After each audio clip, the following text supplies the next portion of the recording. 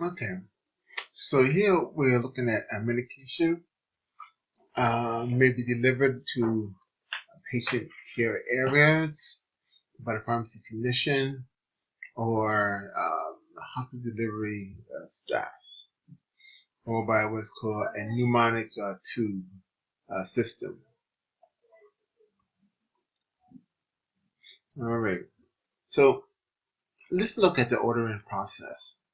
The ordering process is where the technician fills the medication order once the pharmacist has approved it. And the medication looks similar, and the same medication may come in different sizes. So it's very important that the pharmacy technician look at the different aspect of the order that can be incorrect, such as is this the correct medication for the patient? Is this the right dose? Is this the right dosage form that's being filled? And then also other things that needs to be checked. Need to be checked is the strength, quantity, expiration date, the solution, and volume, if these particular aspects are applicable.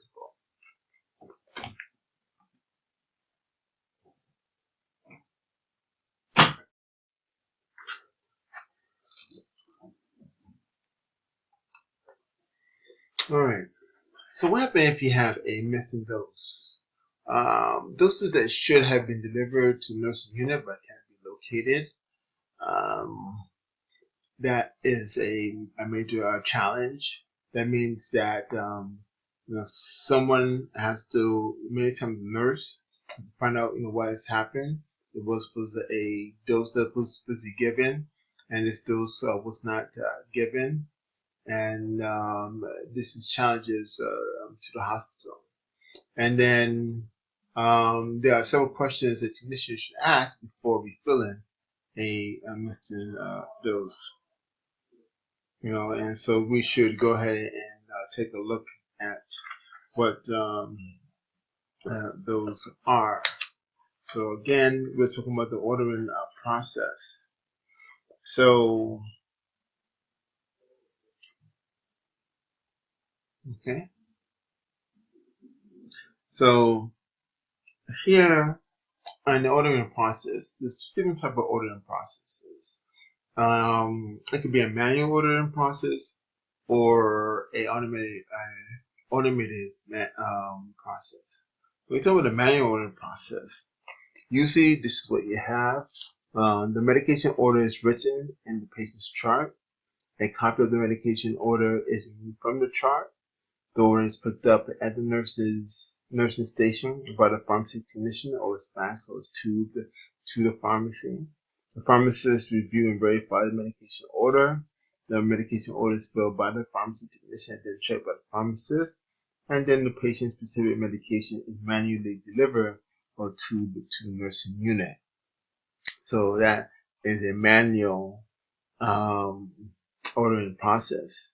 Now, automated process. The physician or physician's agent enter the medication directly into the hospital computer system, which then automatically communicates the order to the pharmacy.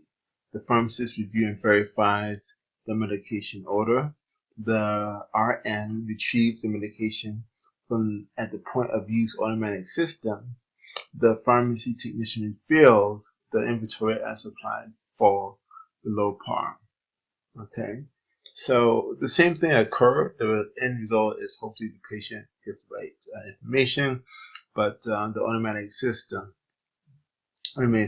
is now in play. Okay, and sometimes there's a combination of both. So here I have already gone through this. One, medication order is written in the patient's chart. If it is a manual order processing, copy of the medication order is removed from the chart. Order is picked up at the nursing station or fax or tube to the pharmacy. Medication order is entered into the pharmacy computing system. Pharmacist review and verify the medication order.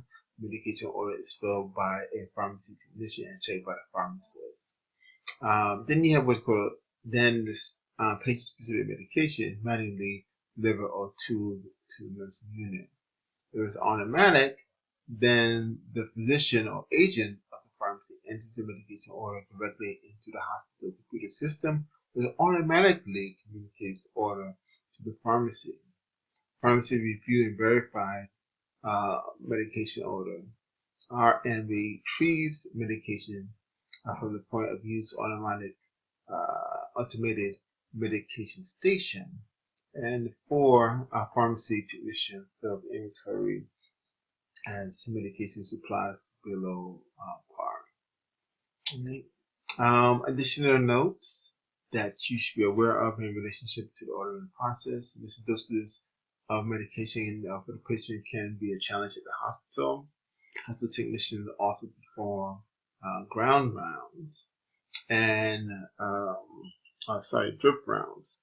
And certain definitions that you should be aware of is when we talk about drip rounds, we're talking about a process in which the pharmacy technician goes to specific nursing units to find out the IV drip or what IV drip will be needed later that day.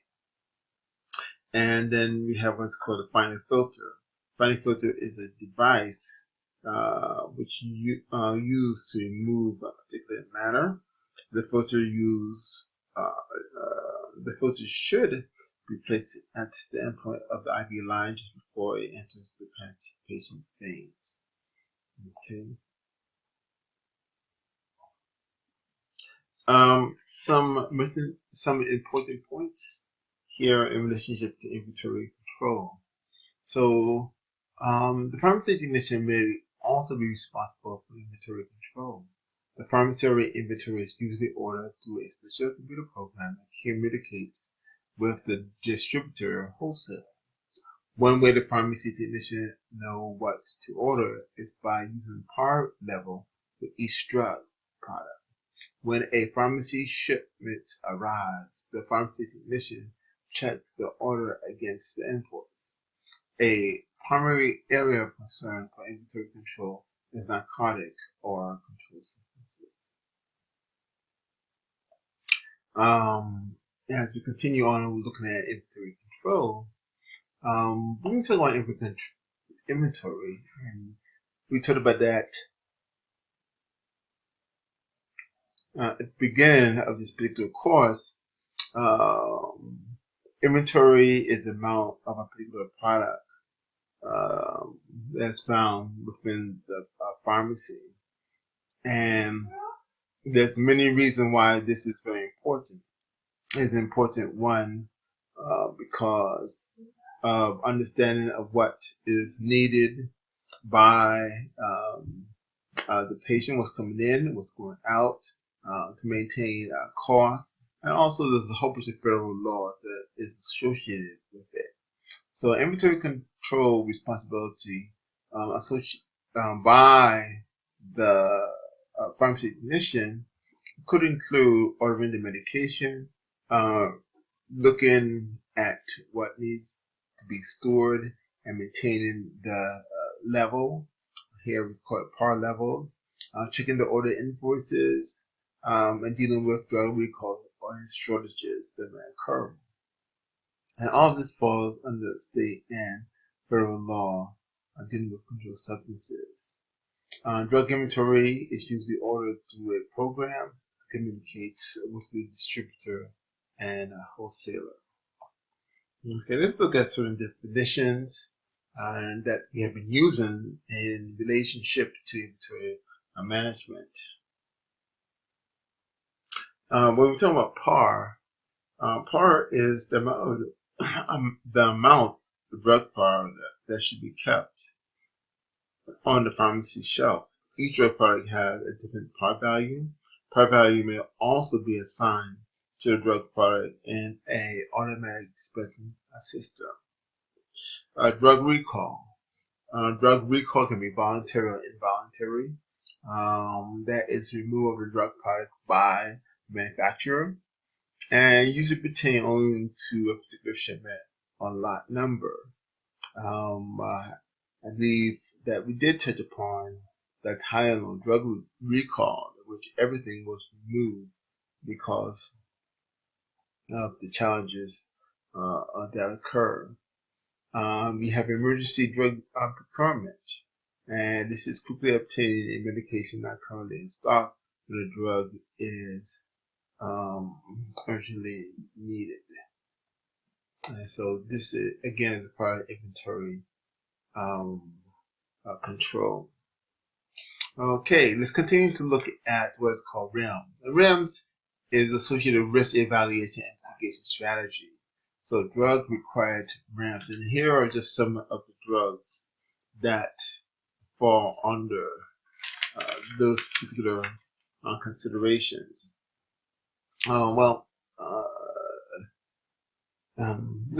We talked a little bit earlier about this particular drug here, thalidomide. Thalidomide was once given in Europe for morning sickness. However, it caused children to be born without limbs, and so was removed from the market. There is interest in it in relationship to whether it can be used as a cancer drug, since it seemed to be able to prevent the growth of rapidly growing cells. Here we're talking about Botox. Botox is very popular, that it removes wrinkles, but however, it has to be looked at very, very carefully. This is one of the drugs that is made from a DNA recombination. This is erythropoietin, so it's an artificial erythropoietin and erythropoietin is very important in that it increases red blood cells. Erythropoietin is released from the kidney as a hormone, and it increases red blood cells. And so individuals that may undergo chemotherapy may benefit from this drug called Epogen Procrit, made by Amgen and Johnson & Johnson. So these drugs need to have a mitigation strategy or risk evaluation for them. Okay, so let's talk about the organization of medication. So when we talk about organization of medication, in most hospital pharmacies, medications are organized according to a precise system.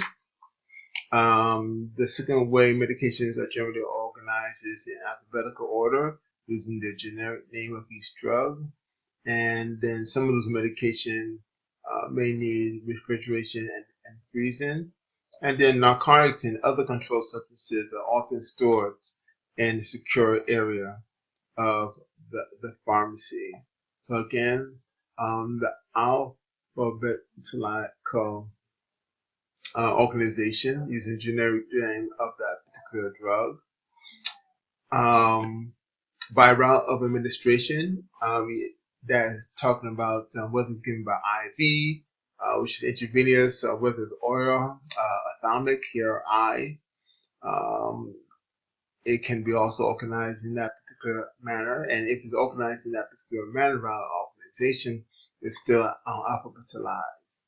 And then narcotics and other controlled substances are often stored in a very secure area within the pharmacy.